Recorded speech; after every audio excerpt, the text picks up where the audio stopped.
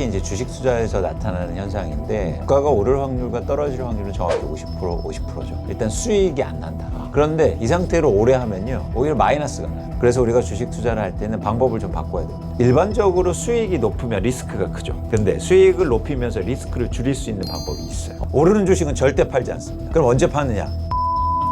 여러분의 구독, 좋아요는 영상 제작에 큰 힘이 됩니다. 안녕하세요. 안녕하세요. 네, 일단 자기소개 좀 부탁드릴게요. 안녕하세요. 지식의 길 구독자 여러분, 광순의 복덕방 이광수입니다. 광순의 복덕방이라고 하면 혹시 부동산 중개업 하냐 뭐 이런 말씀 하시는데 실제로 제가 중개업을 하지는 않고요. 독립리서치 회사입니다. 자, 대표님, 인간은 원래 돈을 잃게 설계돼 있다라는 말씀을 하셨는데 우리는 수익은 좀 짧게 끊고 손실은 죽어라 들고 가는 존재라는 말씀이신가요? 일반적으로 투자, 특히 이제 주식 투자에서 나타나는 현상인데 주가가 오를 확률과 떨어질 확률은 정확히 50%죠. 예를 들어서 수익을 낼 금액과 주가가 떨어질 때 손실이 낼 금액도 정확히 똑같아요. 통계적으로 보면. 그러면 주식 투자에서 기대값은 영원히 계산됩니다. 확률은 50%고 거기에 나오는 경우의 값도 똑같으니까. 제로섬이네요. 제로섬이라는 표현보다 네. 일단 수익이 안 난다. 그런데 이 상태로 오래 하면요 오히려 마이너스가 나요. 왜냐면 수수료를 내야 되거든요. 많은 분들이 그래서 주식 투자에서 수익을 못 내는 이유이기도 하죠. 그래서 우리가 주식 투자를 할 때는 방법을 좀 바꿔야 됩니다. 이 금액을 어떻게 하면 0보다 크게 만들까? 그래서 투자의 방법이 필요한데 근데 수익을 내는 투자 방법을 써야 되는데 이상하게 많은 사람들이 수익을 못 내고 오히려 손실을 내는 투자 방법을 써요. 모르니까 그런 거죠. 예, 말씀하신 것처럼 그게 사람의 어떤 본성에 밀접하기 때문에 예를 들어서 이런 거죠. 내가 주식 투자를 했어요. 근데 주가가 오를 확률과 떨어지는 확률은 정확히 50%거든요. 근데 이제 주가가 떨어졌어요. 그러면은 파실 거예요? 갖고 있을 거예요? 불안하니까 일단 손절을 하게 되죠. 아닙니다. 많은 사람들은 주가가 떨어지면 갖고 있어요. 오르기를 기대하면서. 그렇습니다. 계속 갖고 있으니까 손실을 키워요. 반면에 주가가 오르면 어떻게 되는지 아십니까? 빨리 팔죠. 금방 팔아요. 결론적으로 주식 투자에서 돈을 벌고 부자로 남으려면 0보다 큰 값을 계속 만들어내야 되는데 그러려면 이익이 날 때 오래 갖고 있고 손실이 날 때 빨리 손절해야 되는데 이걸 반대로 하고 있다는 거죠. 그런데 그게 말씀드린 것처럼 불안한 거죠. 주가가 떨어지면. 근데 주가가 떨어지면 불안해서 그 불안을 해소하는 게 아니라 이 손실을 자꾸 이연시켜요. 현실화 시켜야 되는데 그러면서 자꾸 손실을 크게 만들고 반대로 이익이 조금이라도 나면 혹시나 내일 조금이라도 떨어질까 봐 빨리 이익을 챙기거든요. 이게 인간의 본성입니다. 그래서 저는 이걸 반대로 해야 된다. 원칙은 뭐다? 이익을 늘리고 손실을 줄여야 된다. 이걸 계속 강조하는 겁니다. 이 똑같은 종목을 들어도 누구는 벌고 누구는 깨지고 이게 정말 운입니까? 아니면은 방금 전에 말씀하셨던 합리적인 방법 차이인가요? 저는 투자 방법의 차이가 크다고 보고 있습니다. 그래서 많은 분들이 주식 투자 방법을 원칙을 잘 지키고 오랫동안 투자를 하면 분명히 수익을 낼 수 있다. 그런데 그 원칙을 지키지 않고 내 마음대로 그리고 주가에 쫓아다니는 매매라든지 투자를 하다 보니까 결국엔 손실을 결론적으로 낼 수밖에 없는 거죠. 물론 단기적으로 보면 막 사고 팔면서 이익을 낼 수도 있어요. 근데 제가 말씀드리는 건 길게 봤을 때 장기 투자를 고려했을 때 그래서 투자의 원칙을 잘 지키는 것과 안 지키는 것의 수익의 차이가 굉장히 크다라는 말씀을 드립니다. 네. 아까 이제 본성 얘기를 하셨어요. 무릎에 사서 어깨에 팔아라. 라는 얘기들을 이제 전문가들도 하는 맞아요. 표현인데 대표님께서는 오르는 주식은 절대 팔지 말라라고 이제 강조를 하시거든요. 그럼 수익은 언제 낼 수 있는 거죠? 예시를 들어드리면 되게 쉬운데 오르는 주식은 절대 팔지 않습니다. 그럼 언제 파느냐? 올랐다가 떨어질 때요. 그래서 아까 말씀하신 것처럼 어깨를 얘기했잖아요. 어깨는 어떻게 알 수 있습니까? 머리를 봐야 어깨를 알 수 있죠. 쉽게 말해서 주가가 계속 오른 다음에 떨어지는 구간이 나와요. 그때 파는 거예요. 그런데 사람들은 오르잖아요. 그럼 미리 어깨라고 팔아요. 그거를 예측을 한다고요. 어깨를. 그런데 제 어깨는 이렇지만 서장훈 씨 어깨는 저 위에 있잖아요. 그러니까 그 표현을 쓰셨어요. 네. 그러니까 어깨가 다 다른데 어깨를 어떻게 하냐는 거예요. 결국엔 머리를 봐야 어깨를 한다. 예를 들어서 떨어지기 시작할 때 판다. 그때 수익을 쉽게 말해서 실현하는 거죠. 그러니까 확인 방법이 내가 상상해서 어깨다가 아니라 맞습니다. 올랐다가 떨어지는 구간이 있다는 얘기죠. 맞아요. 그런데 아주 흥미로운 현상은 올랐다가 떨어지잖아요. 그럼 또 못 팔아요. 여기까지 내가 수익을 냈는데 다시 오르겠지. 기대를 한단 말이죠. 그럼 계속 빠져요. 왜냐면 사람의 마음이 그렇게 작동을 하기 때문이죠. 자, 그러다 보니까 또 세계적인 그 투자 전문가 워렌 버핏의 네, 일 원칙이 잃지 마라인데 이걸 지키기 위해서 추적 손절매를 강조하셨습니다. 근데 왜 하필 10%인가요? 워렌 버핏이 투자의 제일 1원칙이 뭡니까? 라고 물어보니까 돈을 잃지 마라. 그리고 두 번째 원칙이 뭐냐고 물어보니까 1원칙을 절대 잊지 마라. 기억하라 이거였거든요. 근데 주식 투자를 하면 돈을 잃지 않을 수 없어요. 반드시 잃어요. 숙명적인 거예요. 워렌 버핏도 마이너스 난 거 많습니다. 그런데 왜 그런 말을 했냐면 불가피한 손실을 최대한 줄이라는 거예요. 이유가 있습니다. 그래야 시장에 오래 살아남아요. 손실이 크게 나면 주식 투자를 오래 할 수 없단 말이죠. 그래서 오랫동안 투자하기 위해서 손실을 크게 내지 않으려면 손절매를 해야 됩니다. 주가가 빠지면 팔아야죠. 그러면 주가가 어느 정도 빠지면 팔아야 되느냐? 이게 논란이 좀 있지 않습니까? 네네. 그런데 과거 평균이라든지 통계적 자료를 보면 평균적으로 개인 투자자들이 갖고 있는 주식이 내가 산 가격에서 10% 정도 하락하면 파는 걸 그때부터 고민하는 게 좋겠다. 라고 나왔기 때문에 그 10%를 얘기 드린 겁니다. 그러니까 어떻게 보면 그 원칙을 지키려고 노력을 해야겠네요. 맞아요. 근데 여기서 중요한 건 뭐냐면 내가 주식을 살 때부터 얼마의 주가가 빠지면 팔 것을 계획하고 가는 거예요. 근데 아주 흥미로운 현상은 사람들은 주식을 살 때 얼마나 오를지만 계획을 가져가요. 그래서 삼성전자 주식은 막 30만 원 갈 거야 라고 사죠. 근데 역설적으로 돈을 많이 잃지 않기 위해서는 살 때부터 나는 이 주가가 얼마큼 빠지면 무조건 팔 거야 라는 계획을 먼저 세우는 게 중요합니다. 왜 올라가는 걸 계획을 세워요? 올라가는 건 계획을 세울 필요가 없어요. 오를수록 좋잖아요. 예. 떨어지는 것만 계획 세우죠. 그런데 그럼 몇 프로냐고 질문을 많이 하시니까 예를 들어서 주식 투자를 처음 하시는 분들이나 이런 분들은 한 10% 정도면 좋겠다라는 일종의 뭐 가이드라인을 제가 말씀드린 겁니다. 투자는 미래를 보는 거기 때문에 용기가 필요하다라고도 강조를 많이 하셨거든요. 네. 근데 좀 전에 말씀하신 것처럼 그 용기가 무계획에서 나오는 게 아니라 계획에서 나온다. 이 말씀을 많이 강조하세요. 그렇죠. 특히 처음 투자를 하시는 분들이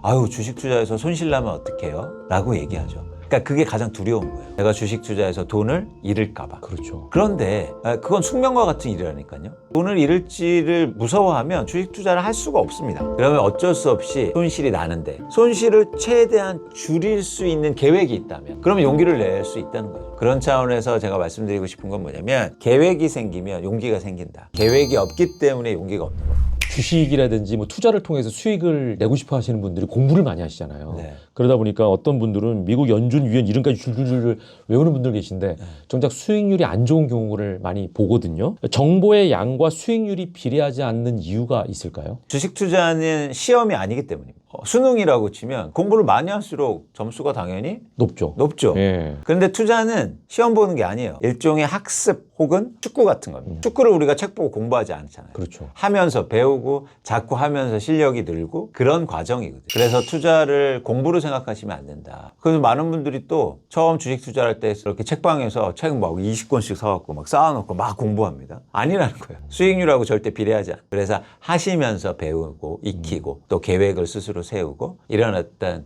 반복이 되게 중요하다는 말씀을 드립니다. 그럼 극단적인 질문을 좀 드리자면 네. 책을 사서 또는 누군가의 지식을 내가 보고 학습하는 거하고 네. 책은 보지 않고 직접적으로 뛰어들어가지고 주식 투자를 하면서 배우는 거하고 둘 중에 하나만 고르라고 하면 후자인가요? 단연코 후자입니다. 근데 이제 처음부터 무리하면 안 되겠죠. 조금이라도 처음에 시작하면서 하면서 궁금한 걸 책을 찾아보는 거예요. 예를 들어서 축구를 하다가 내가 이거 코너킥은 어떻게 예찰할 수 있을까? 그럼 그 내용을 유튜브에서 찾아보고. 근데 우리는 그냥 그런 궁금증도 없이 그냥 유튜브만 계속 보고 있단 말이에요. 자기 지혜가 될 수 없죠. 궁금한 걸 먼저 찾아내야 돼요. 자, 그리고 투자는 과정이고 핵심은 기록이다라는 말씀도 많이 하셨거든요. 대표님께서 쓰시는 주식 노트에는 구체적으로 어떤 내용들을 담고 계세요? 일단 기록이 중요하죠. 기록이 있어야 나의 잘못을 복귀할 수 있습니다. 근데 기록이 없으면 잘못된 거가 그냥 지나쳐버려요. 그리고 나의 기억에 뭐만 나냐면 좋은 기억만 남거든요. 근데 좋은 기억은 어쩌면 투자할 때 운으로 이루어진 경우가 굉장히 많아요. 그래서 실수를 줄이고 그리고 손실을 줄이기 위해서는 기록이 되게 중요한데 저는 기록을 주식 투자를 할 때 기록합니다. 뭐 당연한 건데. 그러니까 공부를 하면서 기록하는 건 아니에요. 예를 들면 제가 삼성전자에 투자한다. 그러면 이제 사는 날 있지 않습니까? 그럼 매수 가격을 적어요. 그리고 내가 투자한 이유를 반드시 적어야 돼요. 근데 그 이유가 예를 들어 친구가 알려줘서 이러면 이제 충격적인 거죠. 보통 그렇게 하는데. 그래서 돈이 안 되는 거예요.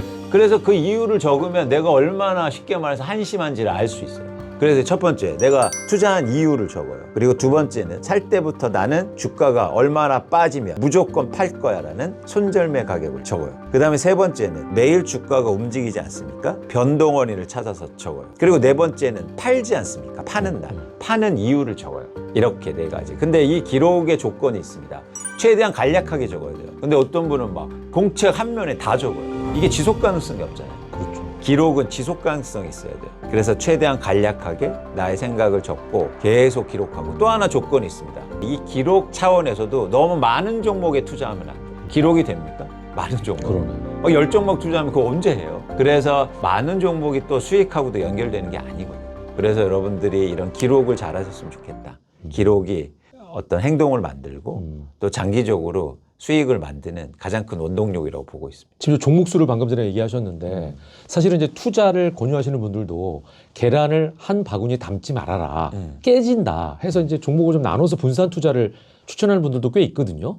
그래서 몇 개 종목을 하는 게 적당하고 지혜로울까요? 저는 5개 이상을 하면 안 된다고 보고 있습니다. 그리고 최대한 가능하면 3종목으로 줄여라. 쉽게 말해서 우리가 야구 이제 시즌이 돌아오지 않습니까? 그런데 타율이 낮은 타자가 타석에 많이 들어선다고 안타를 많이 치나요?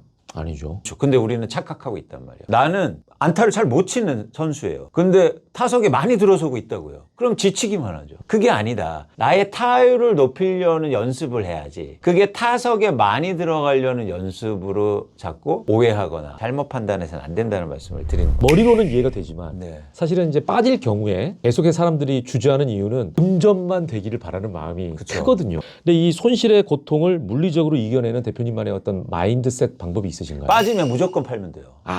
그럼 마인드셋이 필요 없네요. 네, 그게 왜 필요해요, 마인드셋? 주식 투자할 때는 마인드가 있으면 안 돼요. 쉽게 말해서 마인드는 내 생각이지 않습니까? 내 생각은요, 시장에 아무런 영향을 미치지 않아요. 그래서 내 생각으로 투자하면 안 된다는 겁니다. 그래서 아예 생각을 하지 마세요. 기계적으로 행동합니다. 제가 이런 얘기 드리면, 야, 주식 투자를 뭐 그렇게 막 매매하고 막 단타치고 이러라는 말이야. 그냥 그 말씀을 드리니까 아니에요. 주식 투자를 장기로 해야 됩니다. 근데 장기로 한다는 말에 중요한 점은 뭐냐면, 한 종목을 오래 들고 가는 게 장기 투자가 아니에요. 시장에 오래 남아있는 게 장기 투자죠. 그러려면 큰 손실을 막아야 돼요. 큰 손실이 나면 시장에 오래 남아있을 수가 없다고요. 그런데 우리는 이거 잘못 알고 있어요. 진짜 실제로 어떤 분들은 예를 들어 삼성전자 주식을 10년 전에 사서 이후에 땅처럼 장기적으로 들고 있는 분들도 계시거든요. 아닙니다. 그런 분들이 나와서 나 장기 투자해서 주가가 이렇게 많이 올라서 얘기를 하니까 마치 한 종목에 오래 투자하는 게 정답처럼 생각하지만, 그거는 그냥 제가 볼 때 운이 좋았을 뿐이에요. 주가가 올랐으니까. 근데 장기 투자한 사람들 중에서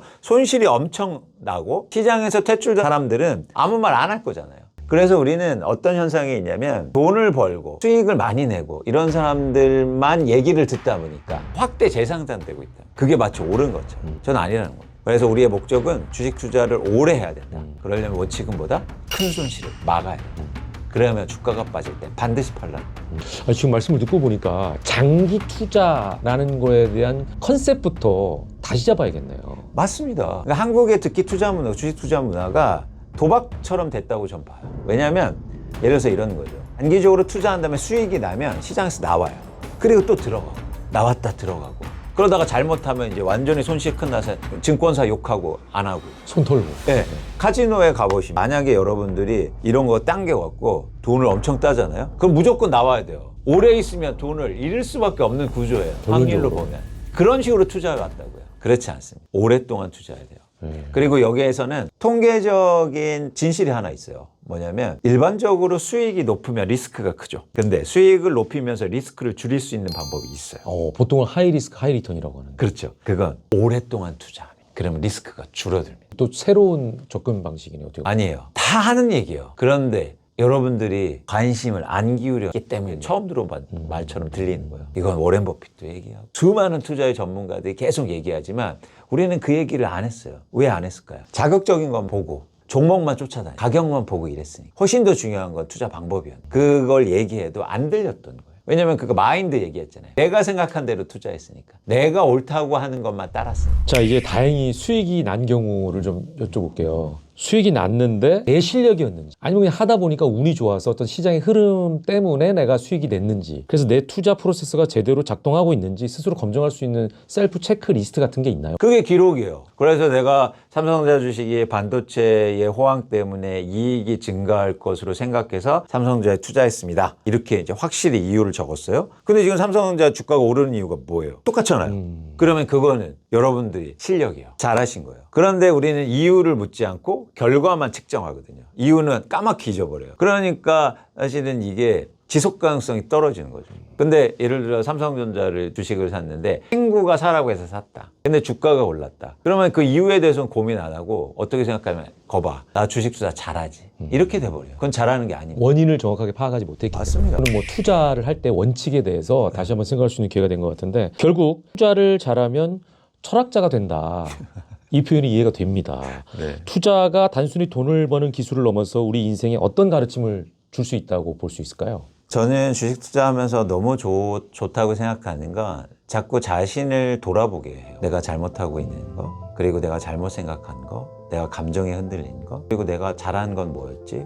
그래서 나에 대해서 계속 질문하고 답을 찾고 쉽게 말해서 나에 대해서 알게 됩니다. 내가 얼마나 조급한 혹은 여유가 있는, 내가 뭐에 흥분하는. 그래서 저는 주식 투자를 너무 좋아해요. 자꾸 제가 발전되는 느낌이에요. 수익이 또 연결될 가능성이 전 높다고 보거든요. 그런데 내가 발전하면서 돈도 벌 수 있다? 흔치 않지 않습니까? 그렇죠. 그래서 저는 이 투자가 너무 좋다. 자, 오늘 말씀 고맙습니다. 네, 고맙습니다.